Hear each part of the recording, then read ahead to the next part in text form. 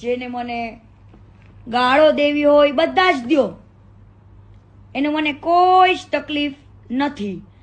કેમ કે ઈ ગાળો દેવાથી, વિડીયો બનાવવાથી સત્ય છુપશે નહીં.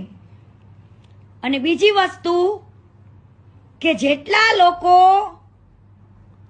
આને ભગવાન માને છે ભંગારને, એને મારે ખાલી એટલું પૂછવું છે કે તમારો ભગવાન એ ભગવાન જ હોય તો એને ક્યાં તમારા બધાના સપોર્ટની જરૂર છે? એને કયો ને ખુલ્લીને સામે આવી જાય એકવાર, અને જે સવાલો છે ને સવાલોનો જવાબ આપે.